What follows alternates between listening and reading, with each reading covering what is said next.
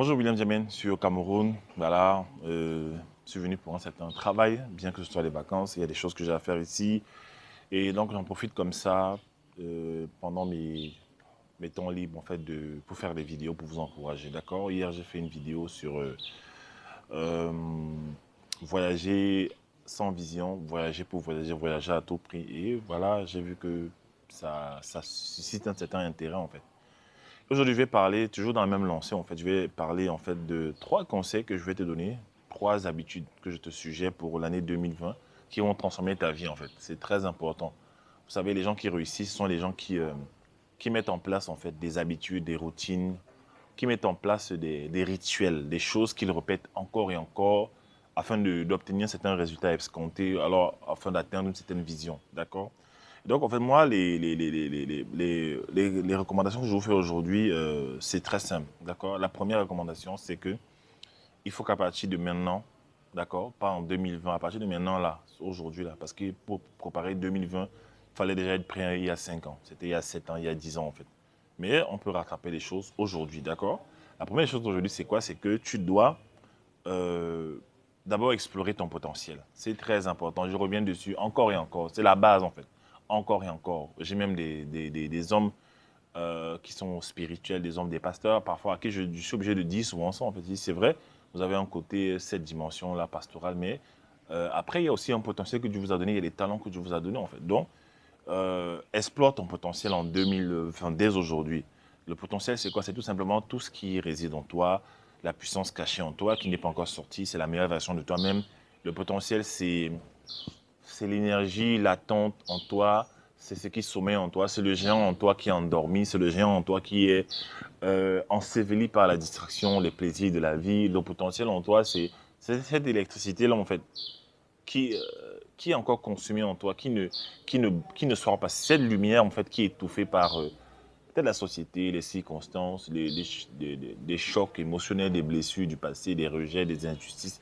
Tout ça, en fait, tout ce que tu as vécu qui fait que tu n'es pas encore en train d'être qui tu es. C'est ça le potentiel. Ce sont tes talents, ce sont tes dons spirituels, en fait. D'accord. Ceux qui sont spirituels comprendront ce que je veux dire lorsque je parle de dons spirituels. Donc, il faut que tu explores ça dès maintenant, en fait. D'accord. Il faut que tu explores ça. Nous avons une formation des talents qui commence le 14 janvier. Nous aidons les gens à développer ça, à découvrir déjà ça, à développer ça et maintenant à monétiser et vivre en fait cette vie-là que Dieu a prévue pour eux. D'accord. Ça, c'est la première chose à faire. Maintenant, la deuxième chose à faire, c'est que quand tu connais ton potentiel, euh, il faut que tu lises beaucoup en fait. Je me suis rendu compte que nous sommes une génération, nous sommes très connectés smartphone, c'est une génération connectée, hein, la tête baissée sur les téléphones, mais on oublie souvent l'essentiel en fait. Les gens qui dominent ce monde, les gens qui contrôlent l'économie, les 1%, les 1% en fait qui dominent le reste en fait de la planète, ce sont les gens qui lisent beaucoup en fait. Je regardais dernièrement quelque chose par rapport à Warren Buffett. C'est un monsieur qui lit au moins 3 heures par jour. Warren Buffett, qui est l'un des hommes les plus riches du monde. Vous me direz, pourquoi est-ce qu'il a encore besoin de lire? Il a tout l'argent du monde. Ça, c'est les pauvres qui pensent comme ça. Autre chose, Mark Zuckerberg, hein, tonton Zuki, voilà, le PDG de Facebook, l'inventeur, l'un des plus riches au monde aussi. Il manage du temps chaque jour pour lire beaucoup. Pourquoi est-ce qu'un riche comme lui a encore besoin de lire? Bah, c'est parce qu'il lit beaucoup qu'il est toujours au top, en fait. D'accord. Il y a tellement d'exemples, hein, tellement d'exemples. En fait. Les gens qui lisent beaucoup ont toujours une longueur d'avance, en fait. D'accord. Dernièrement, j'étais à Nairobi, au Kenya, et l'hôtel, en fait, on était logé. C'était un super hôtel avec un centre commercial en bas, en fait, au rez-de-chaussée. Donc, nous sommes descendus, on visitait un peu. On voulait un peu visiter la ville, on sommes descendus. Et j'ai vu une bibliothèque dans le centre commercial. Et j'ai vu que là, il y avait des livres, en fait, qui m'intéressaient. Vous savez, un coach doit toujours se former, un coach doit toujours euh, être on top of his game, toujours être au top, en fait, de son game. Donc, en fait, j'ai vu des livres qui concernaient certaines problématiques que j'ai résous, d'accord. Notamment dans les relations, dans le domaine spirituel, aussi dans le domaine de l'éducation, en fait, des enfants. Et c'était tellement important, en fait. Et ma première pensée, l'ancienne pensée que j'avais avant, me disait, ah, tu vas encore acheter des livres, est-ce que tu vas les lire? Tu vas encore acheter des livres, alors ça sert à quoi d'acheter des livres? Ça sert à quoi d'acheter des livres? Et ma nouvelle pensée d'homme renouvelé, d'homme de vision, d'homme d'impact, de leader, m'a dit, écoute, la connaissance, on n'en a jamais assez en fait. Et j'ai compris que Qu'est-ce qui me permet d'être quelqu'un qui transforme la vie des gens, qui aide beaucoup de gens, qui a du résultat, qui a du succès, en fait, c'est parce que je me forme tout le temps, en fait. J'ai créé un système productif où tout le temps, je suis en train de me former, en fait. Que ce soit dans l'avion, que ce soit dans les taxis, que ce soit en voiture. Je suis tout le temps en train d'écouter un truc, un programme. Par exemple, dans l'avion, j'étais à Amsterdam, voilà, entre Amsterdam et Nairobi, euh, le vol était de 8h, 9h de temps. Ben, j'ai pu achever un livre audio, en fait. D'accord? J'ai pu achever un livre audio, regarder un film, en fait, qui était motivationnel. J'ai fait des choses. Je suis toujours en train de grandir, en fait. Et j'ai compris que la force, en fait, d'un leader, c'est ça, en fait, la connaissance. Donc, j'ai acheté ces livres. J'ai acheté peut-être 7 livres. À un moment donné, je me suis dit, bon, en cabine, on a 12 kilos qu'on doit emporter. Est-ce que je ne vais pas excéder? Je me suis dit, bon, écoute, je m'en fous, en fait. On verra. S'il faut sacrifier peut-être quelque chose encore dans ma valise et garder mes livres, en fait, I'm gonna keep them. You know what I'm saying? Je vais les garder, en fait. Et là, le truc, c'est quoi? C'est que ce qui a transformé ma vie, c'est la lecture, en fait. La lecture, lecture, lecture, lecture. Je lis beaucoup, en fait. Constamment en train de consommer des informations. Vous allez voir qu'il y a une différence entre ceux qui lisent et ceux qui ne lisent pas, en fait. Même au niveau de l'oratoire, la capacité à s'exprimer, à convaincre les gens, à emporter l'adhésion des gens, c'est d'abord quelqu'un qui lit beaucoup, en fait. Les grands de ce monde lisent. Et il y a une réalité aussi qui est choquante, c'est quoi? C'est que les gens dans la vie vont prendre ton argent à chaque fois pour t'enseigner des choses que toi, tu n'as pas eu la discipline ou le courage ou l'envie de lire dans des livres, en fait. Je m'explique. Celui qui lit beaucoup va toujours gagner l'argent de ceux qui ne lisent pas beaucoup. Comment? Celui qui lit beaucoup emmagasine en lui beaucoup de solutions dans la vie, dans tous les domaines, d'accord? Surtout le domaine dans lequel il a les talents.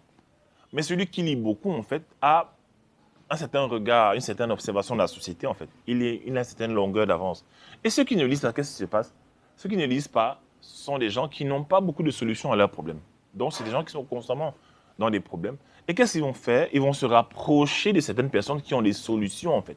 Et qu'est-ce qu'ils vont faire? Ils vont devoir payer, hein? Ils vont devoir payer de l'argent à ceux qui connaissent pour résoudre leurs problèmes. Or, les problèmes qu'ils ont déjà des solutions depuis longtemps dans des livres, en fait. Dans des livres, des solutions, en fait. Vous comprenez ça? Et c'est très important. Hein?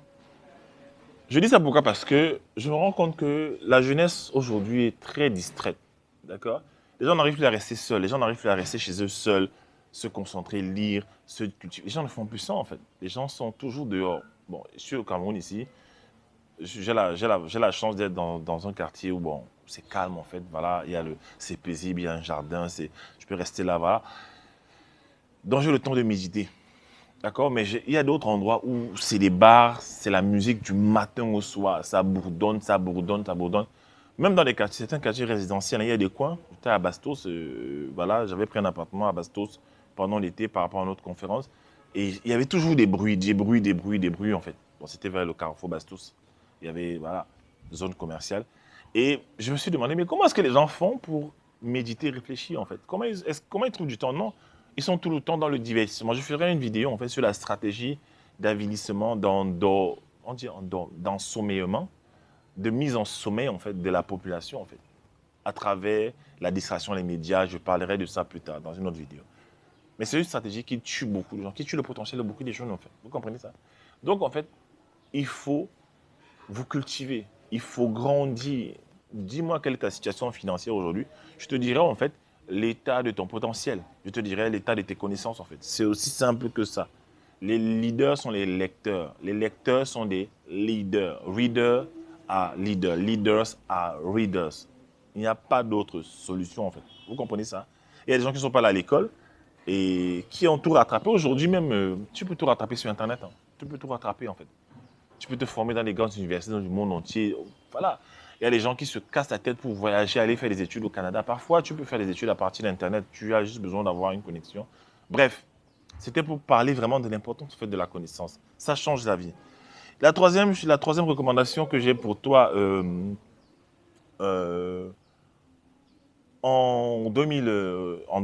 pour 2020, dès aujourd'hui bien sûr, c'est d'étudier le digital. Vous savez, dans chaque génération, il y a une tendance en fait qu'il faut observer. dans chaque génération, il y a une direction que le vent emprunte, en fait. Il y a une direction vers laquelle le vent souffle, en fait. Avant, c'était, dans les années 1900, c'était les machines à vapeur, c'était la motorisation, l'industrialisation, la mécanisation, d'accord. Tous les gens qui investissaient dans ça gagnaient de l'argent. Et à un moment donné, avec les 30 glorieuses en Europe, tout ça, voilà, un peu partout, c'était l'agriculture, en fait. C'était vraiment ça qui marchait.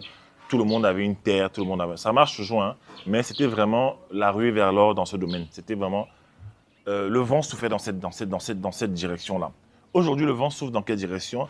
Ça souffle dans la direction de l'Internet, en fait. Le milliardaire Jack Ma a dit récemment que nous ne sommes qu'au balbutiement d'Internet. Nous avons encore au moins 30 années glorieuses, en fait, avec Internet, avec ce qu'Internet peut nous donner, en fait. C'est-à-dire qu'il y a encore des choses à faire. Il y a encore du potentiel, il y a encore de la place. Il y a la place pour tout le monde, en fait. Par rapport à vos talents, vous pouvez vous installer sur Internet, parler de votre histoire, parler de votre expertise et gagner votre vie. Et pour ça, vous devez étudier le digital. J'ai remarqué qu'aujourd'hui, le digital est devenu le nouvel alphabet, en fait. Tu dois savoir connaître le digital.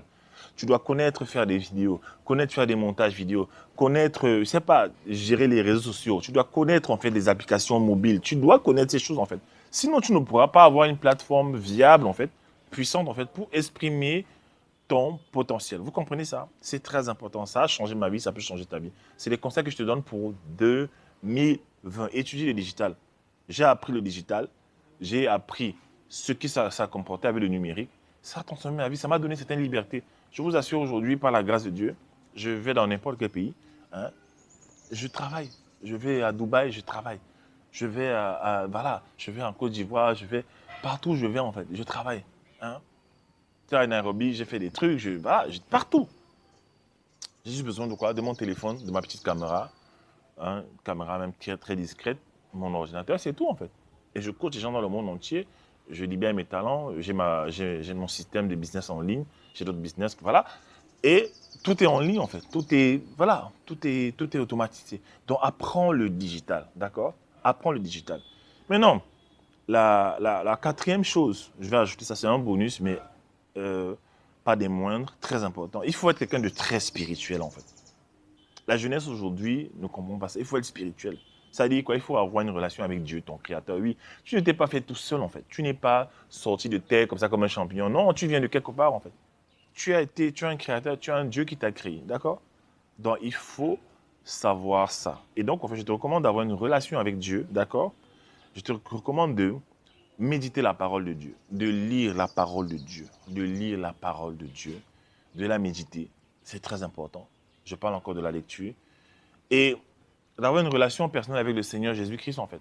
Voilà, quand je parle de Dieu, ceux qui me connaissent savent que je suis chrétien. C'est une recommandation que je vous fais, en fait. C'est pour ça que je l'ai mise en dernier. Je vous fais cette recommandation. Vous n'êtes pas obligé. Mais moi, je sais que c'est le secret qui a transformé ma vie, en fait. D'accord? C'est le secret qui fait que je suis un coach qui est efficace, qui a des résultats, en fait, parce que j'ai donné ma vie au Seigneur Jésus-Christ et il m'a transformé de l'intérieur. Celui qui m'a révélé toute ma destinée. Voilà. La destinée te permet la relation avec Dieu te permet de te connecter à ta destinée, en fait. Je ferai une vidéo dont le thème sera connaître sa destinée avant de s'engager en business, en fait. Oui, tu dois savoir quel est ton profil, quelle est ta niche, tu dois savoir certaines choses, en fait. Et ça, c'est dans la destinée, c'est dans ta relation avec Dieu que tu le sais. J'ai vu des gens faire beaucoup de formations pour découvrir leur client idéal, leur niche, tout ça. Moi, j'ai appris ça, j'ai appris à connaître qui je dois servir, qui je dois aider, qui je dois transformer dans ma relation avec Dieu. Il te montre directement, en fait. Il te montre pendant que tu pries, il te montre en fait qui tu dois aider, il te montre où se trouve ton argent. Je vais vous prendre un exemple simple. Dans le livre je crois que c'est le livre de Luc dans la Bible, en fait, on nous parle des disciples en fait qui étaient Pierre et d'autres disciples en fait qui étaient en train de pêcher. Ils pêchaient toute la nuit, mais c'était compliqué, la pêche était difficile, il n'y avait pas de poisson. Hein. Et le lendemain, Jésus arrive, comme ça, il les voit, ils sont là malheureux, ils sont en train de laver leur filet. Jésus demande, mais c'est comment? Ils disent, ah maître, on a passé toute la nuit, on n'a pas su où pêcher, on n'a pas pu trouver de poisson. Ils étaient tristes en fait. Et le Seigneur leur a dit, jetez vos filets en pleine eau en fait. Allez loin, jetez vos filets au milieu de la mer là-bas. Et qu'est-ce que Pierre a dit? Il a dit, sur ta parole, moi j'obéis en fait. Alors qu'est-ce qu'il a fait? Il a pris ses filets, il a lancé en pleine eau, ils sont allés plus loin en fait. Oh, ils ont fait le kilomètre de plus. Ils sont allés plus loin par rapport à l'endroit où ils avaient passé la nuit en fait. Et dès qu'il a lancé le filet là-bas, qu'est-ce qui s'est passé? Ben, il y a eu tellement de poissons que les filets ont commencé à craquer. Et directement, Pierre se retourne de l'autre côté de la barque. En fait, il regarde sur la plage. En fait, il voit d'autres amis. Il est obligé de les appeler pour qu'ils viennent en fait l'aider à porter du poisson, à encaisser, à charger du poisson dans le bateau en fait, pour vendre le lendemain. C'est quoi là? Et à un moment donné, même, il est tellement choqué de ça et il se met à genoux devant Jésus. Il dit, oh, maître, éloigne-toi, retire-toi de ma présence en fait. Hein? Je manque de foi. Viens au secours de mon incrédulité en fait. Je manque de foi. Et c'est quoi mon point ici? C'est que voilà un homme qui essaie de réussir sa vie seul en fait. Il essaie de pécher seul, il essaie de faire des choses seul. Ça ne marche pas en fait, d'accord? Or il va rencontrer qui? Il va rencontrer Jésus qui représente Dieu. Et il va dire à Jésus son problème en fait. Voilà, je n'arrive pas à pécher, c'est compliqué, j'ai tout galéré. Comme la plupart des gens, en fait. Ils n'arrivent pas à s'en sortir dans la vie, ils ont tout essayé. Ils ont essayé le mariage, ça ne donne pas. Ils ont essayé la manipulation, ils ont essayé de travailler, ils ont fait les concours, ça ne donne pas, en fait. Ils retournent vers Dieu. Ben, Dieu lui dit, écoute, fais le kilomètre de plus, en fait. Va jeter ton filet à tel endroit, en fait.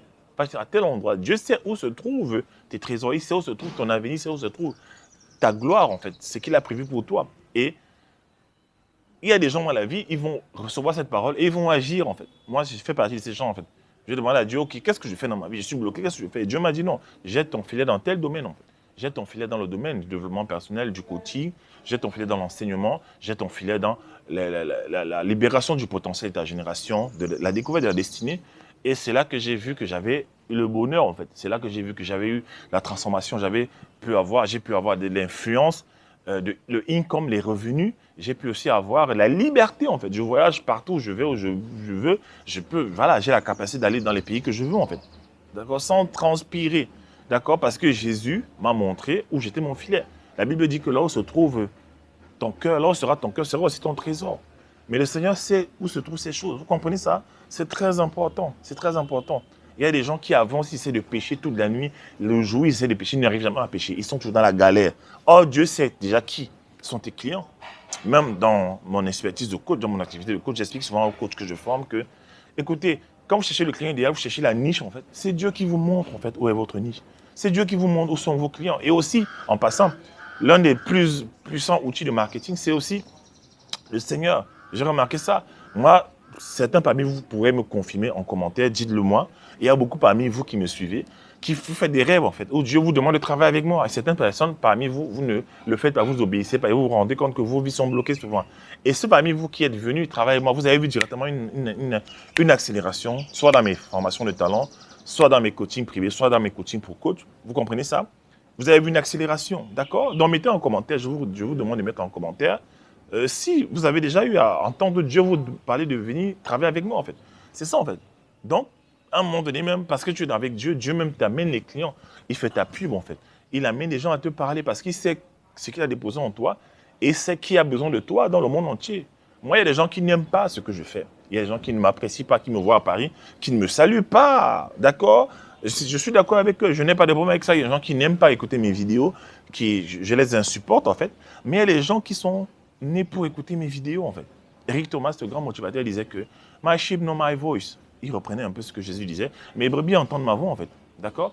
Il y a des gens qui entendent ta voix. Il y a des gens qui peuvent acheter tes produits. Il y a des gens qui peuvent acheter ce que tu crées. Ils sont là, mais il faut qu'ils entendent ta voix. Il faut que tu puisses les reconnaître. Je disais aussi une fois que quand tu voyages dans un pays, juste pour voyager, pour aller te chercher, est-ce qu'il y a un peuple qui t'attend là-bas? Est-ce qu'il y a une audience qui t'attend là-bas, en fait? Parce qu'il faut aller là où Dieu veut, en fait. Il faut jeter ton filet là où il veut que tu jettes ton filet. C'est lui qui sait où se trouve ton bonheur, ton argent, tes revenus, ton influence, ton impact, en fait. D'accord? Donc, voilà les recommandations que je voulais faire pour vous en 2020. Je voudrais vraiment vous aider à comprendre cela, en fait. La Bible dit que vous ne pouvez rien faire sans moi, en réalité. Vous ne pouvez rien faire. Les choses que vous faites là, vous voyez les gens réussir, prospérer un temps. S'il n'y a pas Dieu dans ça, il n'y a pas Dieu à la base, en fait. Vous allez voir que ce sont des choses qui ne vont pas porter du fruit sur le long terme, d'accord? Ce ne sont pas les choses qui vont transformer une génération pour moi parce que le succès, pour moi, ce n'est pas juste avoir l'argent. Il y a des gens qui ont l'argent, ils se pendent. Il y a des gens qui ont l'argent, ils ont 1000 femmes, ils ont des problèmes, ils laissent des familles en galère quand il faut distribuer l'héritage. Ce n'est pas ça le succès, en fait. Il y a les gens qui ont l'argent, ils n'ont pas la paix. Il Il y a des gens qui ont l'argent, mais ils doivent toujours veiller sur leur argent. Ils perdent le sommeil. Il y a des gens qui ont l'argent, mais ils ne peuvent pas voyager, ils ne peuvent pas aller en vacances parce qu'ils ont peur de déléguer, parce qu'ils sont insécures. Donc, le succès a plusieurs définitions. Moi, je voudrais que tu choisisses la bonne part, d'accord, qui est celle de, j'ai dit quoi? Explorer ton potentiel, c'est la volonté divine. Lire beaucoup, d'accord? Étudier le digital, d'accord? T.D. Jakes a dit que, un grand pasteur américain, il a dit que le digital, en fait, c'est le pain béni en fait, que Dieu envoie à cette génération. D'accord? La capacité de parler à 1000 personnes dans le confort de ta maison. Tu peux enseigner 1000 personnes. Tu peux enseigner ta passion de cuisine, de cordonnier, de bottier, de tes parfumeurs, de parfumiers, je ne sais pas ce que tu veux, à travers ta maison, en fait. Juste en transformant les gens. Tu touches le monde entier à travers ta chambre. Tu peux m'avoir une petite chambre comme ça, une tiny little room, mais tu transformes les gens à travers ça. Vous comprenez? Et le quatrième élément, c'est Dieu, en fait. Dieu. Vous m'entendez beaucoup parler de Dieu, oui. C'est lui qui a transformé ma vie. Et je pense qu'il peut aussi transformer ta vie, si tu veux, d'accord? Et voilà. C'était la recommandation que je voulais te faire pour cette année. Sois béni. La formation des talents commence au 14 janvier. Nous allons à un autre level, d'accord? Il y a une nouvelle grâce, une nouvelle onction, une nouvelle dimension, parce qu'on est chargé. On se charge tout le temps, en fait. On apporte toujours le contenu. Chaque promotion, en termes de contenu, en fait, est toujours plus avancé que les précédentes. D'accord? Pourquoi? Parce que, écoute, on grandit tout le temps. On grandit chaque jour. Chaque mois qui passe, on a la connaissance. Pour plus, en fait, on explose. Parce qu'on a compris le principe du potentiel. Certains pourraient dire que oui, mais il est prétentieux de dire ça. Non, je ne suis pas prétentieux. Je sais qui je suis, je connais mon identité. J'ai beaucoup d'assurance dans ce que je fais. Je suis à l'aise avec ça. Et je pense que je pourrais t'aider aussi à être à l'aise dans ton couloir, dans tes bottes, dans ta destinée. Marche dans ta destinée. William Jamin. Au revoir.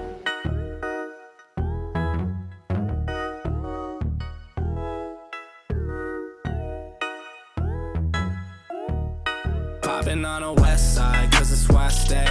I just made 1,000, blew it in your face. I've been going in, I'm a